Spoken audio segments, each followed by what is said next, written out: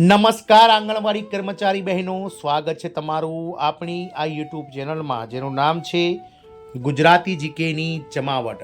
તો આજના આંગણવાડી સમાચારમાં આપણે જાણીશું કે આ રાજ્ય સરકારના આ જિલ્લામાં જે આંગણવાડી કાર્યકર તેડાગર બહેનો જે નોકરી કરી રહ્યા છે તેમાં ડીએમના એટલે કે ડિસ્ટ્રિક્ટ મેજિસ્ટ્રેટના ઓચિંતા નિરીક્ષણ દરમિયાન આંગણવાડી કાર્યકર બહેન જે છે તે ગેરહાજર રહેતા તેમને નોકરીમાંથી બરતરફ કરવામાં આવ્યા છે, તેમજ ગેરહાજર કેન્દ્ર સુપરવાઇઝરનો પણ પગાર રોકી દેવામાં આવ્યો છે।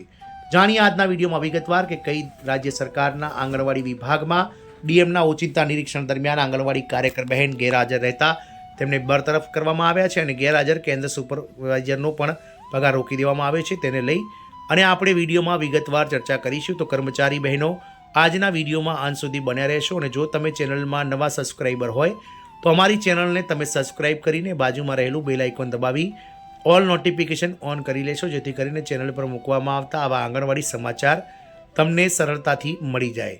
તો ડીએમ એટલે કે ડિસ્ટ્રિક્ટ મેજિસ્ટ્રેટના ઓચિંતા નિરીક્ષણ દરમિયાન રાજ્ય સરકારના આ જિલ્લાના આંગણવાડી કેન્દ્રમાં જે કાર્યકર બહેન છે તેઓ સતત ગેરહાજર રહેતા હોવાની જે છે તે રાવ મળેલી અને કાર્યકર બહેન ડીએમના જે ઓચિંતા નિરીક્ષણ દરમિયાન એટલે કે ડિસ્ટ્રિક્ટ મેજિસ્ટ્રેટ દ્વારા આ આંગણવાડી કેન્દ્રની મુલાકાત લેતા કાર્યકર બહેન હાજર ન હોવાથી તેમને બરતરફ કરવામાં આવ્યા હતા, તેમજ ગેરહાજર કેન્દ્ર સુપરવાઇઝરનો પણ પગાર રોકી દેવામાં આવ્યો હતો। વાત કરીશું ઉત્તર પ્રદેશની, તો ઉત્તર પ્રદેશના સીતાપુર જિલ્લામાં જિલ્લા મેજિસ્ટ્રેટ એટલે કે ડીએમ ડૉક્ટર રાજ ગણપતિ આરે ગત બુધવારે હરગાંવ બ્લોકના મહિલાબાદ સબ સેન્ટરનું ઓચિંતું નિરીક્ષણ કર્યું।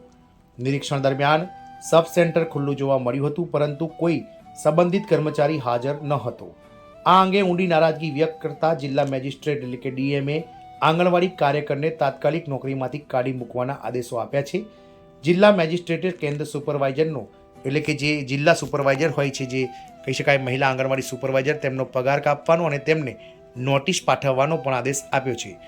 આ સાથે ડીએચએસને દરખાસ્ત મોકલીને સંબંધિત બીએએમ શીલાદેવીનો પગાર કાપવાનો નિર્દેશ આપવામાં આવ્યો છે। આ ઉપરાંત સંબંધિત વિકાસ બ્લોકના સીએચઓ બલજિંદર કૌરના વાર્ષિક પગાર વધારો અને પીબીઆઈ બિલ કાપવાનો પણ આદેશ આપવામાં આવ્યો હતો। નિરીક્ષણ દરમિયાન જિલ્લા મેજિસ્ટ્રેટે મુખ્ય તબીબી અધિકારીને આયુષ્યમાન આરોગ્ય મંદિરનું નિરીક્ષણ કરતી વખતે એક ચેકલિસ્ટ તૈયાર કરવા અને તમામ મુદ્દાઓનું સંપૂર્ણ સમીક્ષા કરવા નિર્દેશ આપ્યો હતો। તેમણે કહ્યું કે વીએચએસએનડી ચેકલિસ્ટ તૈયાર કર્યા પછી તે સીએચઓ, એએનએમ, બીએએમ, એમઓઆઈસી અને સંબંધિત બ્લોકના નોડલ અધિકારીને ઉપલબ્ધ કરાવો અને નિરીક્ષણ પછી પ્રમાણપત્ર મેળવો। જિલ્લા મેજિસ્ટ્રેટે નિર્દેશ આપ્યો છે કે તમામ સત્રો નિર્ધારિત સમય અને ધોરણે અનુસાર યોજવામાં આવે। તેમણે ચેતવણી આપી હતી કે જો કોઈ પણ સ્તરે બેદરકારી જોવા મળશે તો કડક કાર્યવાહી કરવામાં આવશે।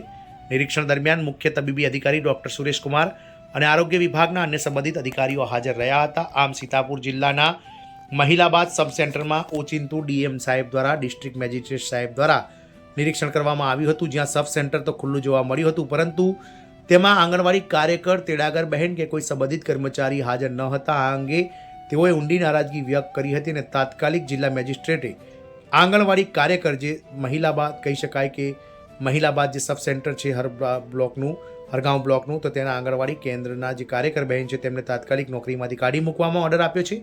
સાથે જ સીતાપુર જિલ્લાના જે આંગણવાડી સુપરવાઇઝર છે તેમને પણ પગાર કાપવાનો તેમજ નોટિસ પાઠવવાનો આદેશ ડિસ્ટ્રિક્ટ મેજિસ્ટ્રેટ દ્વારા આપવામાં આવ્યો છે। તો આંગણવાડી કર્મચારી બહેનોની નોકરી પણ હવે દિવસે દિવસે કડક થઈ રહી છે, કારણ કે ઓચિંતા ઓડિટ, ઓચિંતા આવી વિઝિટો ઉપરી અધિકારીઓ કરતા હોવાથી આ બહેનોએ નિયમિત નોકરી આવવું પડશે અને તેમને પગાર પણ ઓછો મળે છે, છતાં પણ તેમને આ નોકરીઓ કરવી પડે છે। જય હિન્દ, અસ્તુ।